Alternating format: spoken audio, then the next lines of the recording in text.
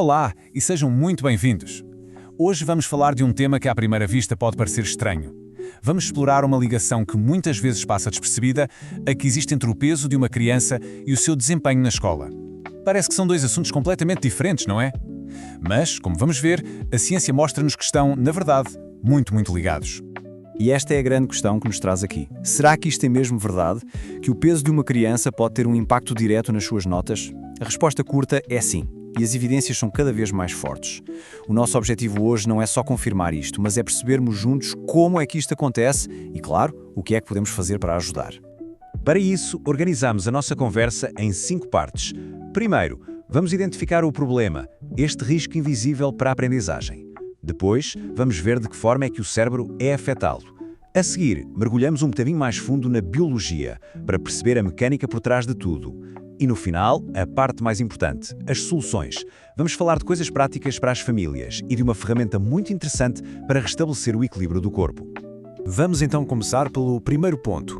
A obesidade infantil é, como sabemos, uma preocupação de saúde a nível mundial, mas as suas consequências vão muito para além do corpo. Elas entram de forma silenciosa e invisível na sala de aula, e é lá que afetam algo fundamental: a capacidade de uma criança aprender, de processar informação nova e, no fundo, de atingir o seu potencial máximo. E é aqui que temos de focar a nossa atenção. O que importa não é a estética, não é a aparência, o que importa é a biologia. É o que se passa por dentro. Uma alimentação que não é a mais correta e a falta de exercício físico cria um ambiente interno no corpo que, digamos, perturba os sistemas que deviam estar a apoiar um cérebro saudável. E é essa perturbação que muitas vezes se manifesta cá fora como dificuldades na escola. Agora vamos olhar para o nosso centro de comando, o órgão responsável por toda a aprendizagem, o cérebro. E ao contrário do que se possa pensar, ele não está protegido dos efeitos do excesso de peso. Pelo contrário. Há 3 áreas cognitivas que são absolutamente cruciais para o sucesso na escola e que são diretamente afetadas: a memória, a capacidade de atenção e o controle das emoções. Vamos analisar cada uma delas. Comecemos então pela memória. A capacidade de guardar aquilo que se aprende é a base de todo o conhecimento. Se este pilar começar a abanar, toda a estrutura da aprendizagem fica em perigo. Mas como é que isto acontece exatamente? Bem, o mecanismo é fascinante. O nosso cérebro é um órgão que precisa de imensa energia, principalmente sob a forma de glucose. Quando os níveis de açúcar no sangue andam numa autêntica montanha-russa, a subir e a descer bruscamente, o que acontece com uma dieta rica em açúcares, as células nervosas sofrem. É como tentar manter uma lâmpada acesa com uma corrente elétrica que não para de falhar. Esta falta de energia constante torna muito mais difícil criar novas ligações entre os neurónios. E são essas ligações a base da memória e da aprendizagem. Passemos agora à segunda área afetada: a atenção. Todos sabemos o quão importante é, seja para ouvir um professor na sala de aula ou para fazer os trabalhos de casa, a capacidade de manter o foco é uma ferramenta essencial.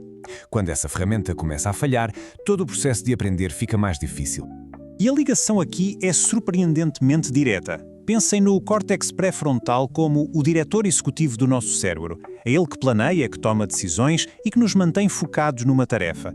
O que a ciência nos mostra é que uma dieta com excesso de açúcar e de gorduras de má qualidade pode criar uma inflamação crónica, de baixo grau, que afeta diretamente este diretor. E o resultado é algo que muitos pais e professores conhecem: crianças que se distraem com uma mosca a voar e que têm muita dificuldade em terminar o que começaram. E por fim, a terceira área, que muitas vezes é mais esquecida, mas que é absolutamente vital para a aprendizagem, a capacidade de gerir as próprias emoções.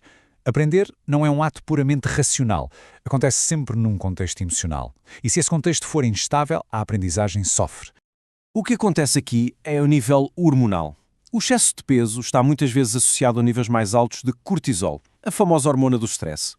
Quando o cortisol está sempre alto, o sistema nervoso fica num estado de alerta constante, o chamado modo de luta ou fuga. Isto traduz-se em irritabilidade, ansiedade e uma dificuldade enorme em lidar com a frustração. Ora, uma criança que se sente assim vai ter muito mais dificuldade em estar sentada, calma, a ouvir e a absorver matéria nova. Muito bem, já vimos o quê? As áreas que são afetadas. Agora vamos tentar perceber o porquê. Vamos olhar um pouco mais de perto para os mecanismos biológicos que explicam esta ligação entre o peso e o funcionamento do cérebro. Esta é a ciência que está por trás daquilo que observamos no dia a dia. Esta sequência de eventos resume o processo todo de uma forma muito clara. É um efeito dominó. Tudo começa com uma alimentação inadequada. Essa alimentação, com o tempo, leva a um estado de inflamação persistente no corpo. E essa inflamação, por sua vez, acaba por afetar as células delicadas do cérebro, prejudicando a forma como comunicam entre si. E o resultado final? Dificuldades de aprendizagem. É uma reação em cadeia com consequências bem reais.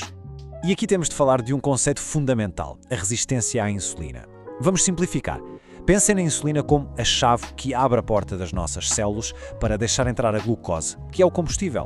Na resistência à insulina é como se a fechadura dessa porta ficasse enferrujada. A chave até está lá, mas já não consegue abrir a porta como devia.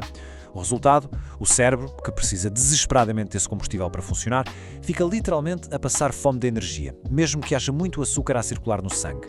E um cérebro com fome de energia não consegue pensar, concentrar-se ou memorizar bem. Mas não se trata apenas do combustível. Outras hormonas muito importantes também ficam desreguladas. A leptina, por exemplo, que é conhecida por regular o apetite, também tem um papel na motivação. Quando estes sistemas hormonais tão complexos estão em desequilíbrio, não é só o corpo que sofre. A própria vontade, o entusiasmo para descobrir coisas novas e para aprender também pode diminuir. Bem, depois de percebermos o problema e as suas causas, que pode ser um pouco assustador, vamos virar a página para a parte mais otimista. As soluções. E a boa notícia é que elas existem e estão ao nosso alcance.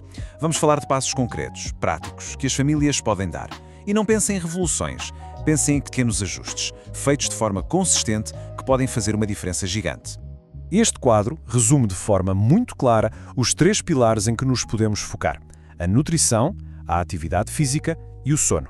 Na nutrição, a ideia é simples: trocar os snacks cheios de açúcar por fruta ou iogurtes, por exemplo, e garantir que se toma sempre um bom pequeno almoço.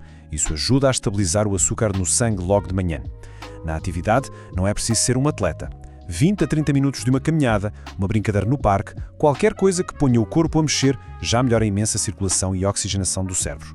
E por fim, o sono. Estabelecer uma rotina, uma hora fixa para ir para a cama e, muito importante, evitar os ecrãs antes de dormir, permite que o cérebro faça a sua manutenção noturna e consolide tudo o que aprendeu durante o dia. Para terminar, vamos falar de um conceito que tem vindo a ganhar cada vez mais atenção: o jejum. É muito importante que não se olhe para isto como uma dieta para perder peso, especialmente em crianças. A ideia aqui é outra: é ver o jejum como uma forma de reintroduzir um ritmo, uma pausa natural no corpo. Trata-se de dar ao sistema digestivo e, consequentemente ao cérebro, um período de descanso programado, para ele se poder reparar. A lógica é bastante simples. O foco muda do o que se come para quando se come. Ao criarmos uma janela de tempo em que não estamos a comer, permitimos que o corpo desvie a sua energia da tarefa constante da digestão para outros processos, como a reparação celular. É fundamental sublinhar que, quando falamos de crianças, qualquer abordagem deste tipo tem de ser feita com o máximo cuidado e sempre com o acompanhamento de um profissional de saúde. O objetivo nunca é restringir calorias, mas sim otimizar os ritmos biológicos naturais do corpo. E quais são, então, os benefícios disto para o cérebro? Podemos resumi-los em 3 ideias-chave. Primeiro, um reset. Estas pausas ativam um processo de limpeza celular chamado autofagia, de que já vamos falar. Segundo, estabilidade. Ao regular os horários das refeições, ajudamos a evitar os picos de açúcar no sangue, o que melhora o foco. E, por fim, equilíbrio. O jejum pode ajudar a regular hormonas muito importantes para o crescimento e para a motivação. Esta citação reforça o conceito de autofagia. A melhor forma de imaginar isto é pensar no serviço de limpeza noturno de um grande edifício. Durante a noite, quando há menos movimento, a equipa de limpeza entra e arruma tudo, tira o lixo, repara o que está estragado. A autofagia é isso, mas ao nível das nossas células. O cérebro aproveita estas pausas para se livrar de componentes velhos e danificados. É um mecanismo de renovação essencial para manter os nossos neurónios a funcionar da melhor forma possível. E com isto chegamos ao fim da nossa análise. A mensagem principal que eu gostava que ficasse é esta: a ligação entre o peso de uma criança e o seu rendimento escolar é real e tem uma base biológica sólida. Mas a mensagem ainda mais importante é que o poder de influenciar positivamente esta realidade também é real e está em grande parte nas nossas mãos, através de pequenos e consistentes ajustes no dia a dia. E terminamos com esta pergunta, não para criar um peso, mas para inspirar um primeiro passo. Não é preciso virar o mundo ao contrário de um dia para o outro. Se calhar o primeiro passo é trocar um sumo por água ao lanche. Se calhar é dar uma caminhada de 15 minutos em família depois de jantar. Ou quem sabe, desligar os ecrãs meia hora mais cedo.